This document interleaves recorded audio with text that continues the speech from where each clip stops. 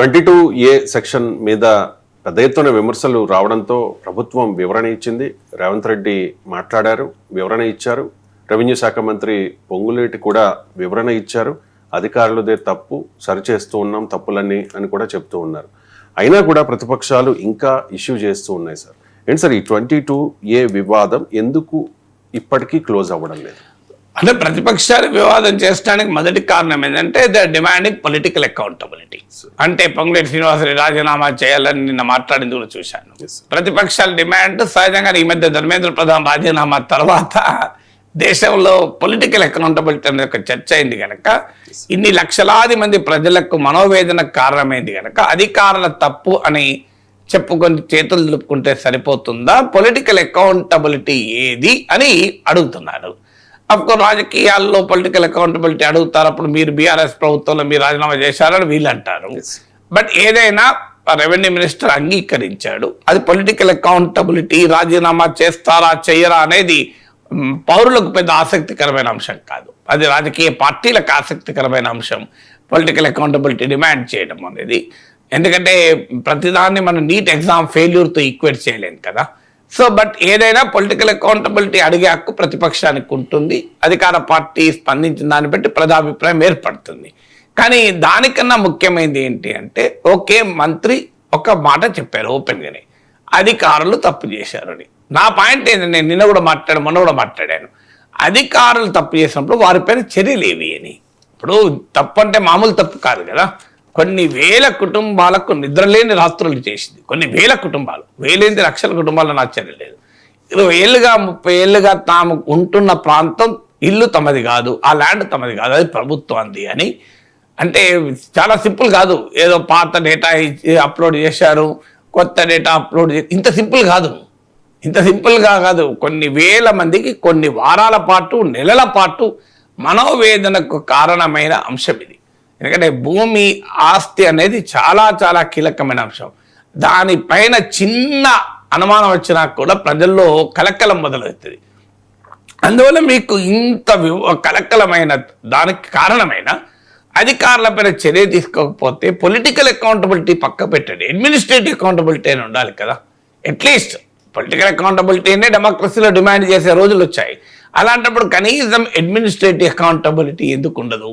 So నిజంగానే ప్రభుత్వం తమ చిత్తశుద్ధి చూపెట్టుకోవాలనుకుంటే ఇమ్మీడియట్గా దానికి కారకులైన అధికారులను అంత అనాలోచితంగా, అంత ఆలోచించకుండా మీకు హైకోర్టుకు డేటా సమర్పించిన అధికారులను ఇమ్మీడియట్లీ సస్పెండ్ దెమ్. సో అప్పుడు కాన్ఫిడెన్స్ పెరుగుతుంది ప్రజలకు. ఈ ప్రభుత్వం సీరియస్గా ఉంది, ఈ ప్రభుత్వం చిత్తశుద్ధితో ఉంది, ఇది పొలిటికల్ మిస్టేక్ కాదు, ఇది అడ్మినిస్ట్రేటివ్ మిస్టేక్ అనేటువంటిది కలుగుతుంది. ఇది ప్రభుత్వానికి కూడా మంచిది. ఎందుకంటే పెద్ద ఎత్తున ఆరోపణలు వస్తున్నాయి, ఇది పెద్ద భూదందా జరుగుతోంది, 22Aలకు వెళ్ళి తీసేస్తామంటూ పైరవికారులు మొదలయ్యారు. మనందరికీ తెలుసు, రిజిస్ట్రేషన్ కార్యాలయంలో, సబ్ రిజిస్ట్రార్ కార్యాలయంలో ఒక రిజిస్ట్రేషన్ పోయాలన్నా ప్రాసెస్లో జరగదు. మనందరికీ తెలుసు. దానికి ఎవరో ఒకడు ఉంటాడు, వాళ్ళు కొంత డబ్బులు తీసుకుంటారు, చేయించి పెడతారు. సో అలాంటి పరిస్థితుల్లో దేశంలో వ్యవస్థ ఉన్నప్పుడు అనుమానాలకు ఎక్కువ అవకాశం ఉంటుంది కదా. ఇలాంటి జరుగుతుంటేనే వెంటనే ఆటోమేటిక్గా మిడిల్ మెన్ సెక్షన్ బయలుదేరుతుంది. కొంతమందికి అదే ఉద్యోగం కూడా. సో మరి ప్రభుత్వానికి అది ఇంకా చెడ్డ పేరు కూడా తెస్తుంది. అందువల్ల అధికారులను వెంటనే చర్య తీసుకోవాలి. తర్వాత మీరు ఏదో టోల్ ఫ్రీ పెట్టాం, 20 లైన్లు పెట్టాం కాదు. ప్రాక్టికల్గా ఏమవుతుంది, ఆ టోల్ ఫ్రీ అందుబాటులో ఉండడం లేదు, ప్రజల సమస్య పరిష్కారం కావడం లేదు. సమస్య పరిష్కారం కావాలని నేను నిన్న కూడా ప్రతిపాదించాను. మీరు ప్రతి సబ్ రిజిస్ట్రార్ కార్యాలయంలో ఒక డెస్క్, ఒక సెపరేట్గా వింగు పెట్టండి 22A సమస్యలనే డీల్ చేయడానికి. లీగల్ ఎయిడ్ సదుపాయాన్ని పెట్టండి, టాస్క్ ఫోర్స్ పెట్టి ఇంటింటికి పంపించండి.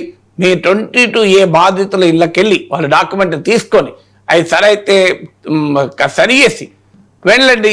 ఒక ప్రభుత్వము, అధికారులు, మంత్రులు అవసరం వస్తే పెద్ద పెద్ద కాలనీలు, అపార్ట్మెంట్లకు సందర్శించండి, ప్రజల కాన్ఫిడెన్స్ వస్తుంది. ఇప్పుడు ఇలా 22Aలో పడ్డటువంటి భూములు ఉన్న ప్రాంతాలకే మంత్రులే వెళ్ళి, ఎమ్మెల్యేలు వెళ్ళి ఏమీ కాదని ఒక కాన్ఫిడెన్స్ క్రియేట్ చేయండి. అన్నిటికీ మించి ఏంటంటే మంత్రి గారు ప్రెస్ కాన్ఫరెన్స్లో చెప్పారు, ఇప్పుడు క్షేత్రస్థాయి నుంచి వస్తున్న సమాచారం ఏంటంటే అసలు అవి ఆదేశాలుగా లిఖితపూర్వకంగా రాలేదు అని. ప్రెస్ కాన్ఫరెన్స్లో చెప్పితే సబ్ రిజిస్ట్రార్లు పనిచేయరు, డిస్ట్రిక్ట్ రిజిస్ట్రార్లు పనిచేయరు, రిటర్న్ ఆర్డర్స్ ఉండాలి. మరి అది ఎంత ప్రభుత్వం క్లారిఫై చేయాలి. ఎక్కడ చూసినా క్షేత్రస్థాయిలో వస్తున్న కంప్లైంట్లు ఏంటంటే మాకు రిటర్న్ ఆర్డర్స్ ఏమీ లేవు, మేము కూడా మీలాగా పత్రికలు చూసాం, టీవీలో చూసాం. మరి రిటర్న్ ఆర్డర్స్ ఇవ్వకుండా వీటిపైన కేవలం ప్రెస్ కాన్ఫరెన్స్లు పెట్టి చెప్పితే పనులు కావు, ప్రజల అధికారుల దగ్గర చుట్టూ తిరగడమే తప్పుతుంది. అందువల్ల తక్షణం మంత్రి గారు పొంగులేటి శ్రీనివాసరెడ్డి మీకు ప్రెస్ కాన్ఫరెన్స్లో ఏవేవైతే చెప్పారో వాటిని లిఖితపూర్వక ఆదేశాల రూపంలో విడుదల చేసి పబ్లిక్ డొమైన్లో పెడితే రేపు ఎవరైనా సబ్ రిజిస్ట్రార్ మాకు తెలియదు అనటానికి ఇంకో చూడవయ్యా జీవో ఉంది అని చూపెట్టచ్చు కదా. నాకు ప్రెస్ కాన్ఫరెన్స్లో మినిస్టర్ చెప్పారు చేయమంటే చేయరు కదా. Ultimately there should be an order for that. So కేవలం స్టేట్మెంట్ ఇస్తే సరిపోదు కదా. అందువల్ల ప్రభుత్వం ఆ చర్యలు తీసుకోవాలి. తక్షణం రెవెన్యూ మినిస్టర్ చెప్పిన ప్రతి అంశానికి సంబంధించి లిఖితపూర్వక ఆదేశాలు రావాలి. దీనికి ఒక టాస్క్ ఫోర్స్ పెట్టాలి. ప్రతి సబ్ రిజిస్ట్రార్ కార్యాలయాల్లో ఫెసిలిటీ క్రియేట్ చేయాలి. ప్రతి మేజర్ బాధితులున్న చోటికి ప్రభుత్వ ప్రతినిధులు, మంత్రులా, ముఖ్యమంత్రి, మీకు ఎమ్మెల్యేలా, ఎంపీలా కాదు, వాళ్ళు వెళ్ళాలి. అఫీషియల్స్ తీసుకుని వెళ్ళి కాన్ఫిడెన్స్ ఇవ్వాలి.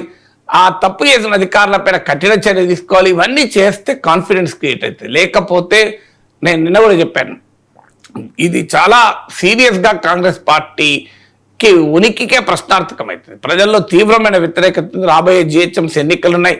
ఈ తక్షణ చర్యలు, ఉపశమన చర్యలు తీసుకోకపోతే మాత్రం కాంగ్రెస్ పార్టీ తీవ్రంగా నష్టపోతుంది.